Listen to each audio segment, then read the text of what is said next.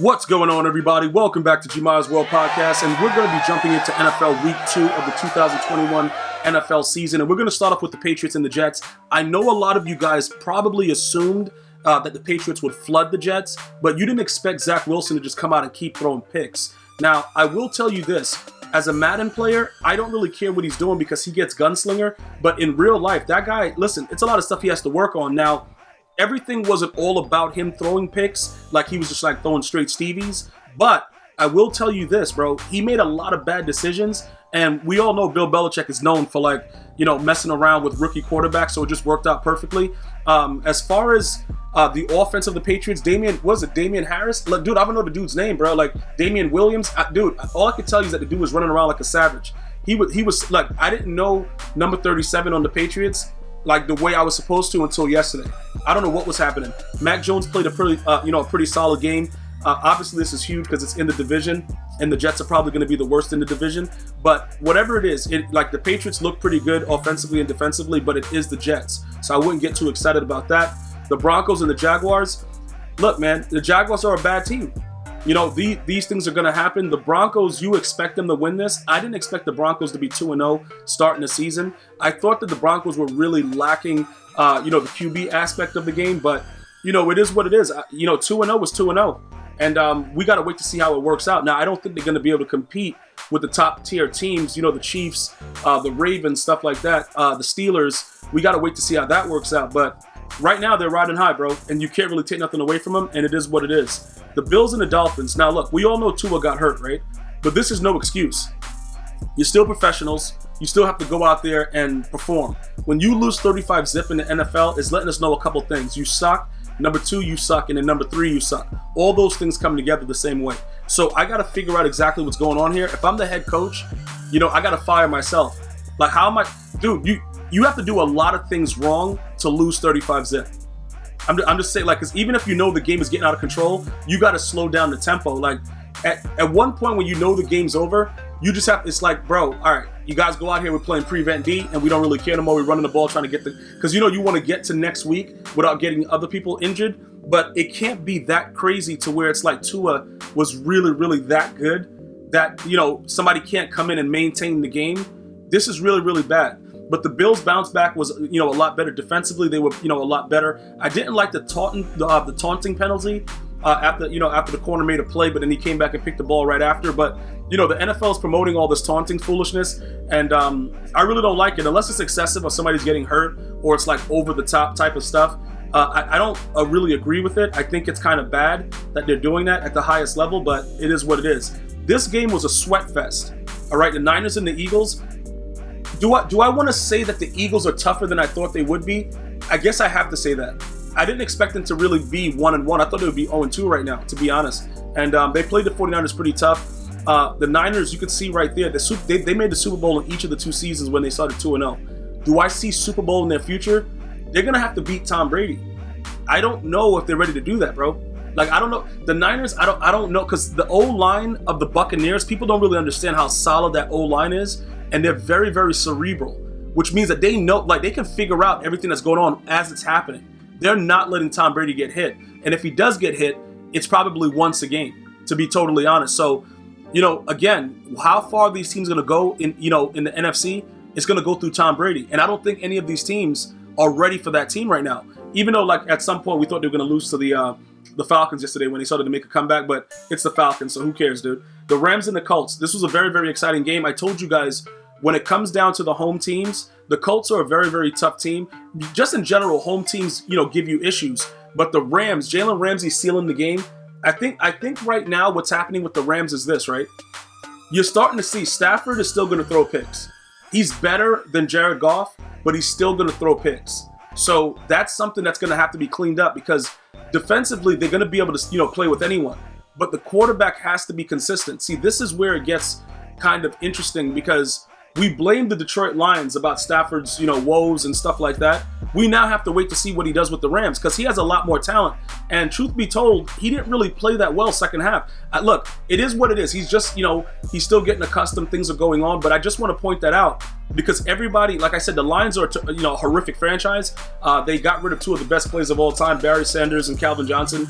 They just left. Like, dude, them dudes like, look, man, I'm done with you guys. You guys suck. So we know that what the Lions are, but I'm waiting to see what Stafford can really do. Raiders and the Steelers. This was very, very surprising to me. Derek Carr, 350 yards, 2 pass TDs. I don't know what's going on right now. Like, Derek Carr is playing out of his mind. To be totally honest, I just didn't understand what was happening. The Steelers, though, I understand that they're still offensively challenged. You know what I'm saying? Like, Juju Smith-Schuster is still on the team. That guy sucks, bro.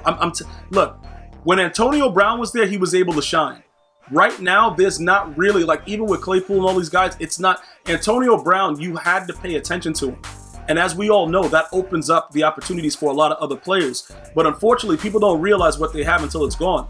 And then now Juju is realizing, like, bro, this is kind of serious. Like, I suck at the game and I'm doing TikToks. Like, bro, look, it's a lot of stuff going on there. We don't need to really dive too deep into all of that, but they're going to have to fix some things. Last year, they got lucky and pretty much went, throughout the time without getting a loss. Now the Raiders are out here doing whatever they want. That can be very, very dangerous. Bengals and the Bears. This is a pretty good game. Now, Joe Burrow to Jamar Chase is going to be a real thing. I told you guys that week 1.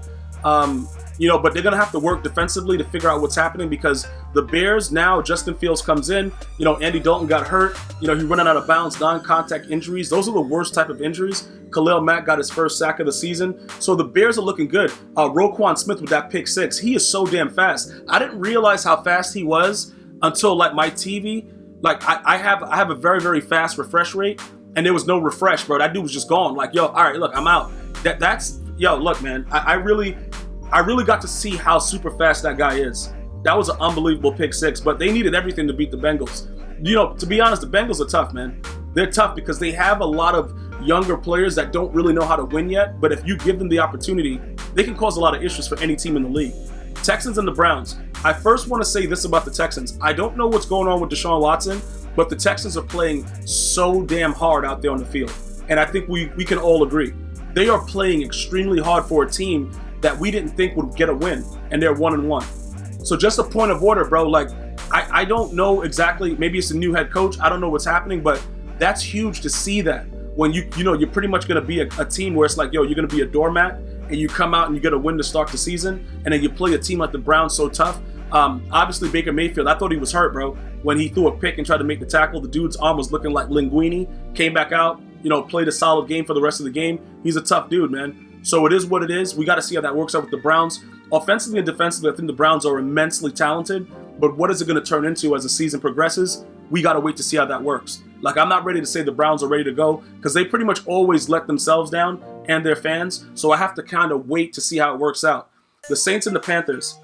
For those of you guys that thought that Jameis Winston was like that dude and he was a real deal type dude, bro, it was just that the Packers were that bad. Let's just call it what it is. CMC is out there doing whatever he wants. Like from the snap, from like when they blew the whistle to start the game, he's doing whatever he wants. You got Sam Darnold out there doing whatever. Like Sam Darnold though, you know what I'm saying, bro? Like that's crazy, bro. Sam Darnold from the Jets though. Okay, the Saints suck, and it is what it is. But you're gonna have these ups and downs. Obviously, when you lose a Hall of Famer like Drew Brees, there's not going to be consistency to start. But they have to look to kind of figure out where they want to go with it. Taysom Hill, whatever it is, I don't know what they're going to do. But Jameis looked like horse dump yesterday. So they're going to have to figure that out as they go forward. The Vikings and the Cardinals. Now, this was a heartbreaker because the Vikings really had control of this game, the entirety of it. Kyler Murray was throwing Stevies and, a lot of weird stuff throughout the game, but he also made some very, very good plays.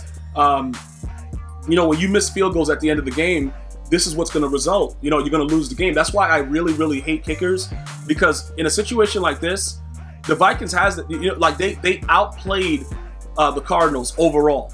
Okay, with all their injuries, suspensions, all that stuff going on with them, they went out there and played that hard, and then you lose by a point. Those are like devastating losses that happen in the NFL to where you can kind of pinpoint where the season goes up or down. The Vikings can use this as a positive to not, we rallied together with most of our team out. or they can just, go away in despair and just say, you know what, dude, we're done. We suck. Because this right here, it was so heartbreaking to actually see them lose this game. But I like Kyler Murray, and I think Kyler Murray is going to be very, very dominant. I think he's very underrated because he's undersized or whatever, but the way he moves and the way he knows not how to take he don't take big hits. So he's going to be able to play this game a long time because he's ready to slide. He's good in that regard, but it was definitely a heartbreaker for the Viking fans.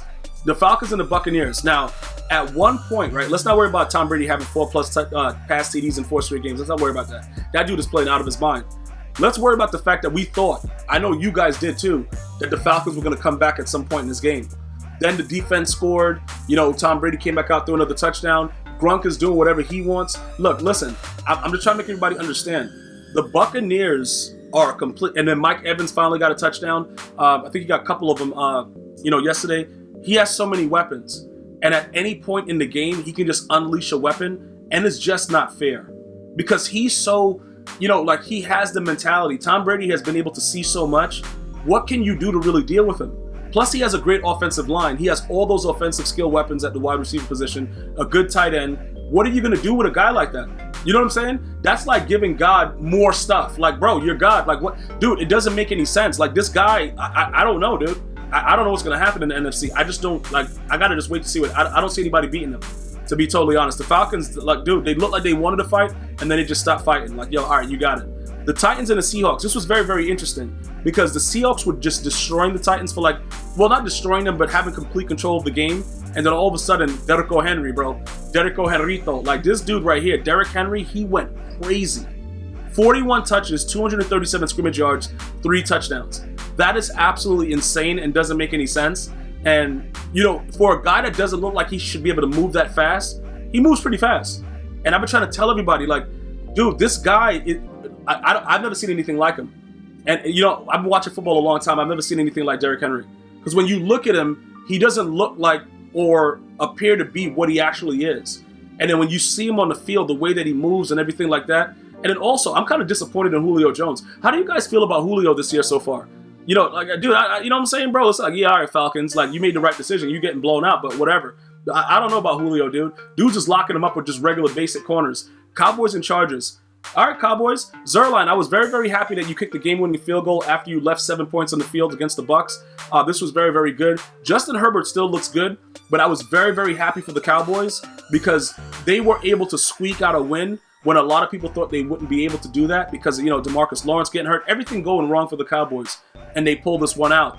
And like I said, there's nothing to knock the Chargers with. Justin Herbert's going to be a stud in this league. It's just the fact that sometimes, the ball doesn't go your way, man. And the Cowboys, consistently were able to do what they did. One of the most interesting parts of the game that I really, chuckled at is when CeeDee Lamb pitches the ball back to Ezekiel Elliott, and Ezekiel Elliott gets a little hit, and he's just sitting on the side. He's sitting on the out of bounds, he's winded. That dude right there, man, they're going to have to do something about. Look, I don't know. Zeke, look, bro, that dude right there, man, they're going to have to figure out what's going on. Because they overpaying him, and he's just not really doing anything, to just be totally honest with you guys. The Chiefs and the Ravens, this was, Lamar Jackson, bro, you guys can hate as much as you want.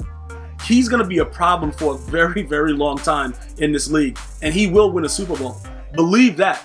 He will win a Super Bowl because I don't see how they're going to continuously be able to contain him. Patrick Mahomes and everything. Obviously, Edwards-Helaire fumbles the ball. Otherwise, I think the Chiefs would have won. But regardless of it, the game was so exciting. And I think the Ravens are the team to watch for the year, including, with the Buccaneers.